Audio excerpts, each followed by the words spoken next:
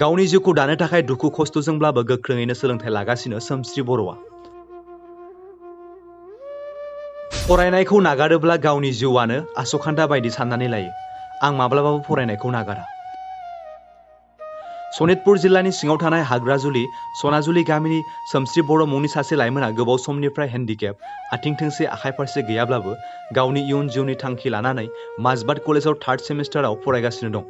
बेनि अनगायैबो सोमस्रि बर'आ फोरमायनाय बादिब्ला दानि सोरखारनिफ्राय रावबो खबर लायाखै होननानै फोरमायदों।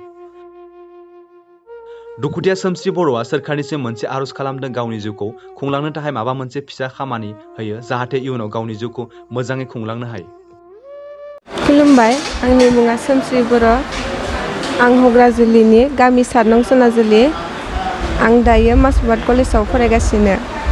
आंनि आथिं आखाइया जोनोमनिफ्रायनोखा। आं गेजेर ससेनिफ्राय जानाय नङा। सोरबा सोरबा सोङो माने नों गारि एक्सिडेन्ट जानाय ना बेमाराव दानस'जानाय होननानै। आं होनो आंनि आइ आफाया आंखौ जोनोमनिफ्रायनो जाखानाय होननानै।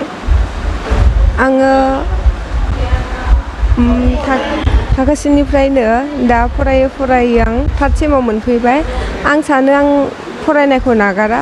माने आं फरायनायखौ नागारबा आं माने गावखौनो गावनि लाइफआव माने जेबो गैयि बायदि मोननानै लायो आरो। जोंहा न'आव हाया 2 बिगाल'। बेनिफ्राय आंनि आइ बाबाया आंनि थाखाय फरायनो हाजिरा मावो। हाजिरा मावनो मोनाबा बन लाङो फाननो। बेनिफ्राय आंल' नङा, फंबाय बिनानाव सानै दोङो। जोंहा न'खराव जोबोर खस्थ'। माने हाबो गैया गायनानै जानोबो। 2 बिगाल' दङ रायजोनिफ्राय लानाय। आं सासे आथिं आखाइ गैयि जानानैबाबो फरायनायखौ नागाराखै। आं सानो आंनि फंबाय बिनानाव आदामोनखौबो जाहाथे फरायनायखौ नागारनानै बेकार थानाङा, जाहाथे फरायनो नाजा। बयबो गाव गावनि लाइफखौ दानो नाजा। जास्ट नों जब मोनाबाबो नों नोंनि जिउखौ दालांनो नाजादो फरायनानै। आं सासे आथिं आखाइ गैयि जानानैबाबो दाबो बिटिआर सरकार बा आसाम सरकारनिफ्राय दासिमबो खबर लाफैनायखौ मोनाखै। आं सानो सरकारनिफ्राय आंनि जिउआव जिखुनु जाया मोनसे जब फिसाबाबो होबाबो जागोन, जाहाथे आंनि जिउ आरो आंनि लाइफखौ दालांनो थाखाय आरो संसाराव थांनानै थानो थाखाय आरो आइ बाबाखौ नायलांनो थाखाय।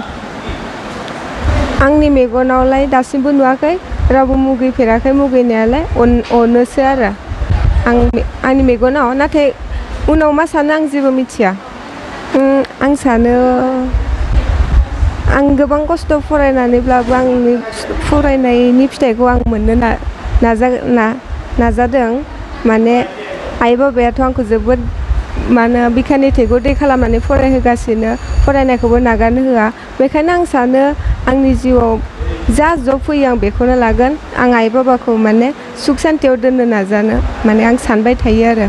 आं दासिमबो सरकारनि जोंनि सनितपुर डिस्ट्रिक्टनिफ्राय दासिमबो सरकारनि अनसुंथाइ लानायखौ मोनाखै। खबरखौनो लाफैफेराखै।